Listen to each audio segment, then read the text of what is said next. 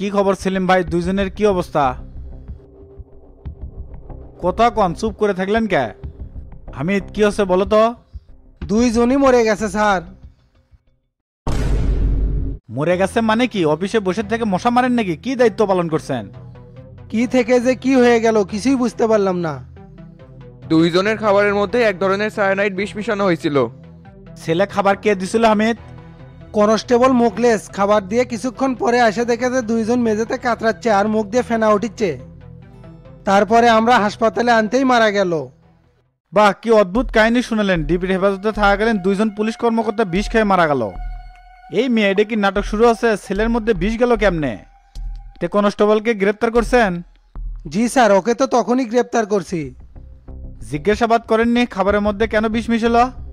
না স্যার, এনাদেরকে নিয়ে দৌড়াদৌড়ি করার কারণে জিজ্ঞাসাবাদ করার সময়ই পাইনি। তবে উই কান্দিতে কান্দিতে বলতেছে, স্যার আমি কিছু জানি না। কি স্বরাষ্ট্রমন্ত্রী সাহেব চুপ আছেন কেন? জবাব দেন। আমার তো মনে হয় এটা একটা বড় ষড়যন্ত্র যেটাতে তারা সফল হয়েছে। সফল হচ্ছে মানে কি বুঝতে চাচ্ছেন? এটা আপনাদের ব্যর্থতা মিয়া। লাশ কি ময়না তদন্তের জন্য পাঠানো আছে? না স্যার, লাশ এখনো ওটিতেই আছে, আমরা অনুমতি দিলে ময়না তদন্ত করবি। হাসপাতালের সামনে মিডিয়া এসে জড়ো হয়ে গেছে, এই কথা তারা জানলো কেমনে? ডিবি অফিসে ওই সময় একজন সাংবাদিক ছিল তদন্তের জন্য, উনি জেনে ফেলাছে। এখন মিডিয়ার সামনে কি জবাব দেবেন? তাদেরকে আমরা চালান না করে তো ডিবি অফিসে রাখছিলাম, এখন তো তারা আমাকে প্যান খুলে নিবি। অসময় যদিও পাহাড় সমান হোক, অবিচল থাকতে হবে। বাইরে মিডিয়ার সাথে আমি কথা বলবো। না, মিডিয়ার সামনে যদি কথা বলতে হয় আপনি একা বলবেন কেন? আমিও থাকবো। এ পরিস্থিতিতে তোমার কথা বলার দরকার নাই। বিরোধীরা জাতীয় ইস্যু তৈরি করতে পারে, তাই স্বরাষ্ট্র দপ্তরই জবাব দিবে। সরি স্যার, আজকে আমার জন্য এই ঝামেলাটা হলো। সবই অসতর্কতার ফল। এত হাই প্রোটোকলের মধ্যেও দুজন ঊর্ধ্বতন পুলিশ কর্মকর্তাকে বিষ কিলে মারা হলো। এখন তো দেখতেছি ষড়যন্ত্রকারীরা বসে নাই, খেলা শুরু হয়ে গেছে সেলিম ভাই। খেলা তো ওরা শুরু করছে, আর চেষ্টা করবো আমরা। হামিদ, লাশ ময়না তদন্তের ব্যবস্থা করো।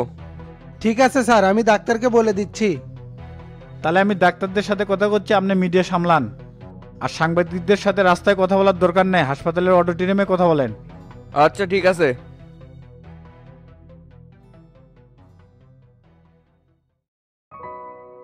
মাস্টার হাবিব কই গেছে? মতিঝিলে নাকি তার ছোট বোনের বাসা, সেখানে দেখা করতে গেছে। তা শামসু তো আমার ফোনই ধরতেছে না, আপনার সাথে কি কথা হয়েছে? আমিও তো ফোন দিলাম, ধরলো না। ডিবি অফিসে কিভাবে এটা ঘটলো? এখন তো বিরোধী দল শামসুক ফাঁসাবি। টার্গেট তো ওটাই করছে যে শামসুক আটকে দিয়ে জনতা পার্টিক যান হটান যায়। এভাবে একের পর এক ষড়যন্ত্র হলে কিভাবে হয়? চলেন শামসুর দপ্তরে যায় দেখা করে আসি। মিডিয়া যেভাবে পেছর পেছর শুরু করছে, আল্লাহ জানে দেশে কি শুরু হয়। এত চাপ লওয়ার দরকার নাই, মিডিয়ার কাম মিডিয়া করিচ্ছে। আমাকে যাওয়ার দরকার নাই, শামসু বাসায় আসুক, তাহলে সব বোঝা যাবে নি। শামসুর সাথে কথা না বলতে পারলে তো আজকেও আমার যাওয়া হচ্ছে না গুরু। তুমি এত বগুড়া যাওয়া যাওয়া করে পাগলা হজকে মাস্টার। আরো দুই একদিন থেকে যাও, কি হয় না হয় দেখে যাবে না। গুরু, শিমুলেক তো আমরা তুলে নিয়ে যাচ্ছি। তুই যেহেতু দায়িত্ব লিছু, কাম হবি, খালি দুই একদিন আগ পিস। তে শিমুলে কি বক্করের সাথে বান্ধে রাখছো নাকি? না না, ওকে আলাদা রুমে আটকে রাখছি।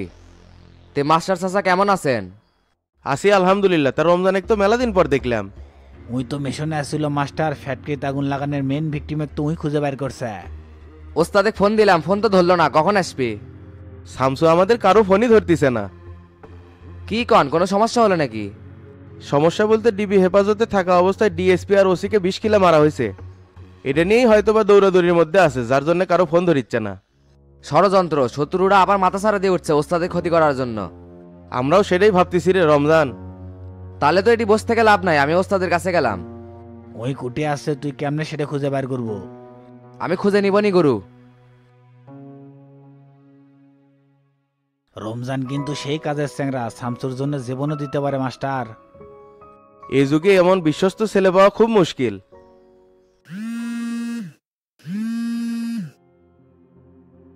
ভাই আসসালামু আলাইকুম। ওয়ালাইকুম আসসালাম। কি খবর রে তোতা?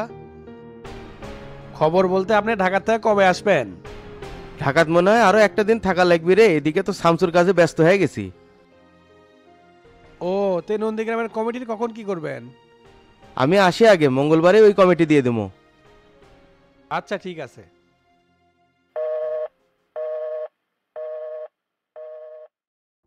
তোতা কি কয় মাস্টার? এলাকাত কখন ফিরবো সেটা শোনার জন্য ফোন দিছে।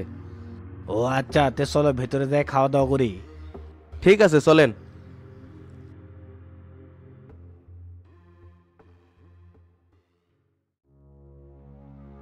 প্রিয় সাংবাদিক ভাইরা, আসসালামু আলাইকুম। আজকে অত্যন্ত দুঃখের সাথে জানাতে হচ্ছে যে ডিবি হেফাজতে থাকা অবস্থায় পুলিশের দুইজন উচ্চপদস্থ কর্মকর্তা সন্দেহজনক বিষক্রিয়ায় মারা গেছে। এটা কোনো সাধারণ ঘটনা নয়, সুপরিকল্পিত নাশকতা। আর এটা কোনো পুলিশের বিরুদ্ধে নয়, এটা রাষ্ট্রের বিরুদ্ধে আঘাত। স্যার ডিবি অফিসে বিষ এলো কোথায় থেকে? এটা কারা করছে? তদন্ত চলমান। এই ঘটনায় ডিবির একজন কনস্টেবলকে গ্রেপ্তার করা হয়েছে। মাননীয় স্বরাষ্ট্রমন্ত্রী ডিএসপি আর ওসি খালেককে গ্রেফতার করা হয়েছিল 10 দিন আগে। তাহলে তাদেরকে চালান না করে ডিবি হেফাজতে রাখা হলো কেন?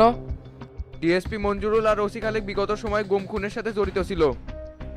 তাদেরকে চালান না করে প্রশাসনের বিশেষ বলয়ে জিজ্ঞাসাবাদ করা হচ্ছিল। তাহলে কি প্রশাসনের ভেতর থেকে তাদেরকে খুন করা হলো?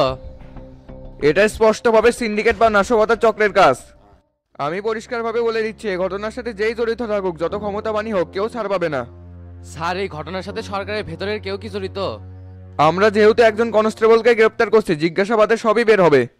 যদি সরকারের ভেতরে কেউ জড়িত থাকে, সে রেহাই পাবে না। এটা বাংলাদেশের পুলিশ বাহিনী ও রাষ্ট্রের ওপর আঘাত। এখানে রাজনীতি নয়, ন্যায় বিচার হবে। আমরা জানি আপনারা ন্যায় বিচার করবেন। একজন ডিএসপি আর ওসির কাছে কি এমন তথ্য ছিল যে তাদেরকে খুন করা হলো?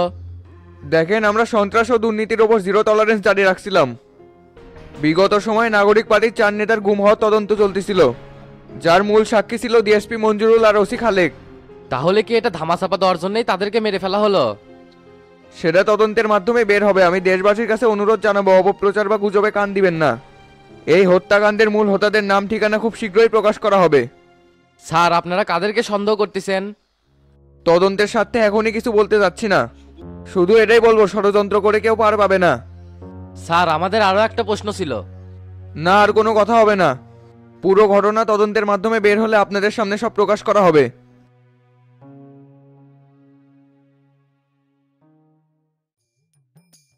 হায় রে আমার সহসভাপতি রে, সংগঠনের দিকে কোনো নজর নাই, দোকানে দেশে বসে আছে। এমনি জানে এক কথা কইস না, সকালেই তো গোল্লার সাথে মিটিং করে আসলাম, তোরই তো কোনো খোঁজ নাই। তে পরে শাকিলের তোরা কি করলো? কে গোল্লা তোমার কিছু কয় নাই? ওকে তো অর্তি বাইন্দা রাখছে। গ্রামের মধ্যে ওকে ধরা নিয়ে দিয়ে সমালোচনা শুরু হচ্ছে রে। এলি তলে তলে কেউ উস্কে দিচ্ছে, আমরা কি খারাপ কাজ করছি? খারাপ কাজ না, কিন্তু বিষয়টা লেন্দি হয়ে যাচ্ছে। তোরা এখনো শান্তক ধরে পারলো না কে? শান্তক ধরার দায়িত্ব গোল্লা নিছে, ওই তো এখনো কিছু করলো না। তে গোল্লা কুটি গেছে জানিস নাকি? একটা মিজানের সাথে পুরান বকরা যাতে দেখলাম। পুরান বকরা কিসে গেছে? কোনো ঝামেলা হচ্ছে নাকি? আমি তো সেটা কয়ে পারছি না। ডন কিসে যে গেল? তুই কি এই কথা করার জন্য আসছো না কিছু নেবো? না না, কিছু নেবো না, আমার সাথে পার্টি অফিসে যাওয়া লাগবে। উঠে না রে ডন, একটু আগে দোকানে আসলাম, দুপুরে আগে ওঠা যাবি না, রাব্বিক বাজার পাঠিয়ে দিছে। তুই পার্টি অফিস থেকে ঘুরে আয়, বিকেলবেলা দেখা হবে নি। আচ্ছা থাকে।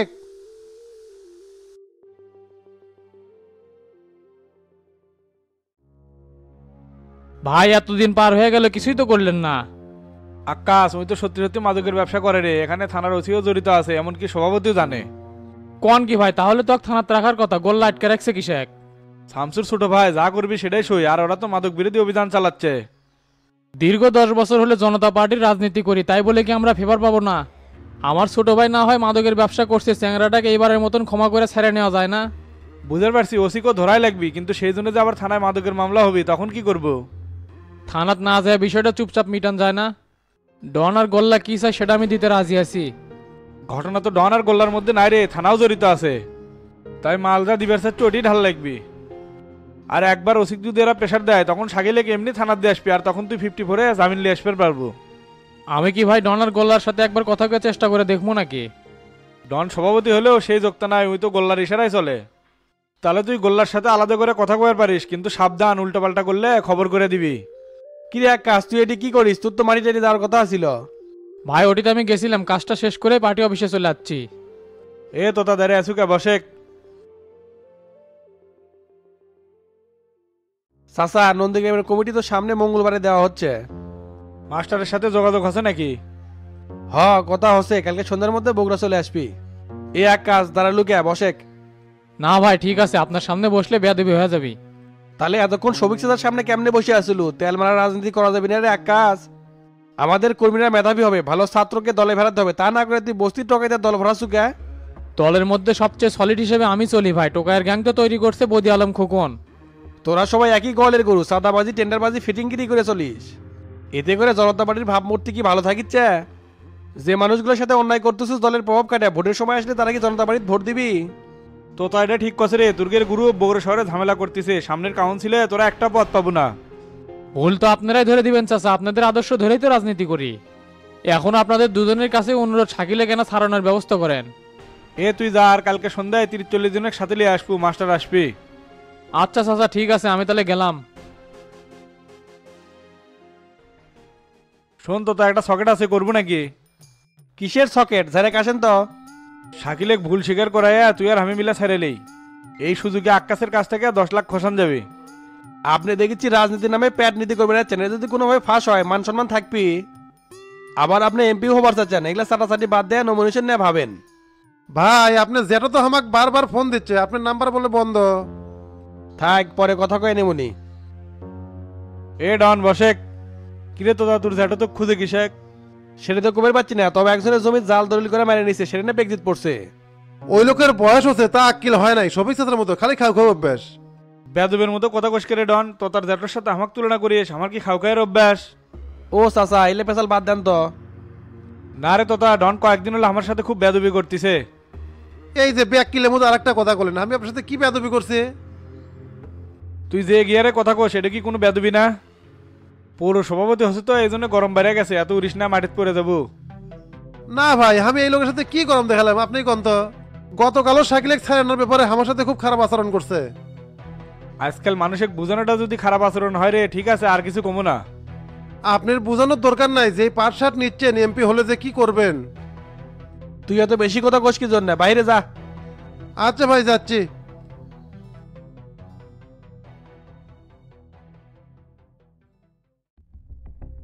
থামসো, এইসব কেমনে কি হলো? খাবারের মধ্যে বিষ মিশানো হচ্ছিল লিডার, এই জন্য এক কনস্টেবলকে গ্রেপ্তার করা হয়েছে।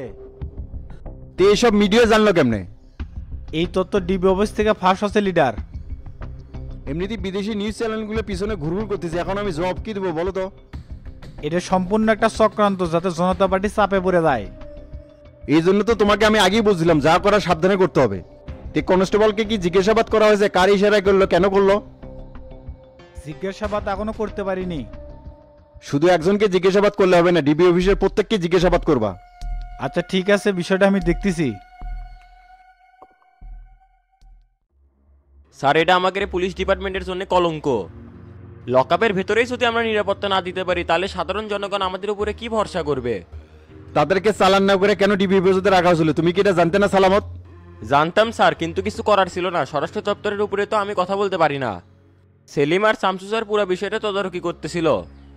এটা আমাদের জন্য খুবই লজ্জাজনক। তদন্তের নামে এখানে তো কেউ মনমানি কাজ করতে পারবে না। আমাকে অভয় দিলে আমি কিছু কথা বলতে চাই স্যার। অভয় দেওয়ার কি আছে, কি বলতে চাও বলো? ডিএসপি মঞ্জুরুলের কোনো দোষই ছিল না, শুধুমাত্র ওসি খালেক মতি স্যারের কথা এগুলো করছে।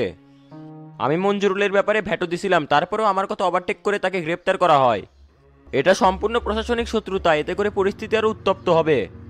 সালামত, তুমি আইজি চেয়ারে বসে যদি এরকম করে কথা বলো তাহলে কেমনে হয়? প্রশাসনের মধ্যে শত্রুতা কে করবে? ডিবি প্রধান হামিদ, ডিএসপির সাথে তার আগে থেকেই বনাবনি হতো না। আমার তো মনে হচ্ছে ডিএসপিকে সরানোর জন্য তাকে গ্রেপ্তার করা হয়েছিল। কে কিভাবে কি করছে না করছে অত কিছু আমি বুঝতে চাই না। এই ঘটনার সাথে কে জড়িত, কিভাবে কি কারণে কি হলো, এটা সম্পূর্ণ রিপোর্ট আমাকে 48 ঘন্টার মধ্যে দিতে হবে। স্বরাষ্ট্র দপ্তর থেকে স্পেশালি একটা তদন্ত টিম তৈরি করা হয়েছে, তারা এগুলো তদারকি করবে। স্বরাষ্ট্র দপ্তর তাদের কাজ করবে, তোমাকে এটা আলাদাভাবে করতে হবে। আর এটার জন্য কাকে জিজ্ঞাসাবাদ করবা না করবা তোমাকে সে স্বাধীনতা দেওয়া হলো, প্রয়োজনে ডিবি প্রধানকে হেফাজতে নাও। কিন্তু ডিবি প্রধান তো সেলিম আর শামসু স্যারের ইশারায় চলে, তাকে যদি গ্রেপ্তার করা হয় তারা তো বাধা হয়ে দাঁড়াবে। এখানে কেউ বাধা হয়ে দাঁড়াবে না, জনতা পার্টি সেই সাপোর্ট তোমাকে দিবে। আর এই জন্য তোমাকে স্পেশাল পাওয়ার দেওয়া হলো। ঠিক আছে স্যার, আমাকে যেহেতু স্পেশাল পাওয়ার দিলেন, আমি এটার সুষ্ঠু তদন্ত করে ছাড়বো। সেজন্য আমি একজন যোগ্য অফিসারকে এটার দায়িত্ব দিতে চাচ্ছি। যোগ্য অফিসার সেটা আবার কে? এসিপি বিজয় খুবই দুর্দর্শ, এ পর্যন্ত যতগুলো কেস হাতে নিছে সবগুলোরই সমাধান করছে। সে কাউকে ভয় করে না, আমি তাকে এই কেসে ইনভলভ করতে চাচ্ছি। ঠিক আছে সালামত, আমি অনুমতি দিলাম, তবে সময় কিন্তু 48 ঘন্টা। ওকে স্যার, আমি তাহলে গেলাম। আসসালামু আলাইকুম। ওয়ালাইকুম আসসালাম।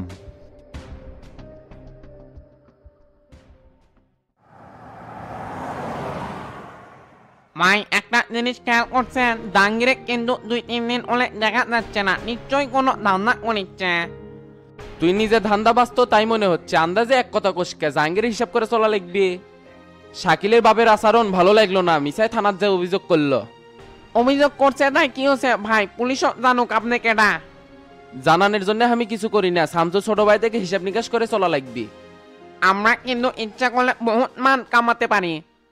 সালিয়ার কান্দির বালুর পয়েন্টে সেই সিন্ডিকেট চলিচ্ছে, ঠেক দিয়ে কেনে নেবো নয় মোটা অঙ্কের টাকা নেবো।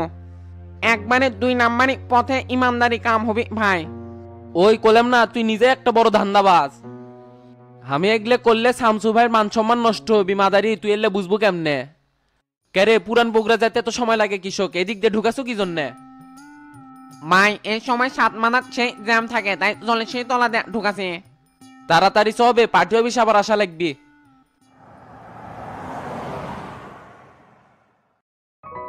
হাই রে, বিউটি মেম্বারে কমে আজকাল দেখাই যায় না, পরিষদে আসে আর চলে যায়। জনগণের সেবায় কি খুব ব্যস্ত নাকি? প্রত্যেকটা এলাকার দুস্থ মহিলাদের নিয়ে প্রশিক্ষণশালা খুলছি, তো ওই জন্য দৌড়ে দৌড়ির উপর আছি। আমার টার্গেট বিভিন্ন প্রশিক্ষণের মাধ্যমে গ্রামের মহিলাদের স্বাবলম্বী করে তোলা। তোমার কাছ থেকে বাকিদের শেখা উচিত কিভাবে দায়িত্ব পালন করতে হয়। আমি অত পেঁয়াজগুজ বুঝি না ভাই, আমার কাজ আমি সঠিকভাবে করে যাবো। তে আপনি যে 10টা সেলাই মেশিনের কথা কছিলাম, সেটার কি করলেন? সেলাই মেশিন সরকারিভাবে আসতে সময় লাগবে, আমি ব্যক্তিগতভাবে কালকে কিনে দেবনি। এখন থেকে তোমার কোথায় কি লাগবে না লাগবে সংকোচ না করে আমাকে ডাইরেক্ট বলবা। গ্রামের লোক এমনি কয় না, শামসুর পরিবারের সবাই ভালো, সেটা আপনাকে দেখলেই বোঝা যায়। এই 10টা সেলাই মেশিন দেওয়ার জন্য আপনাকে অসংখ্য ধন্যবাদ। এই মেশিনগুলো আমি উত্তরপাড়া জেলে পল্লিত দেব। ঠিক আছে, সমস্যা নাই, আমি সব বিষয়ে তোমাকে সাপোর্ট করব। আমি তাহলে উঠলাম চেয়ারম্যান সাহেব, আসসালামু আলাইকুম। ওয়ালাইকুম আসসালাম।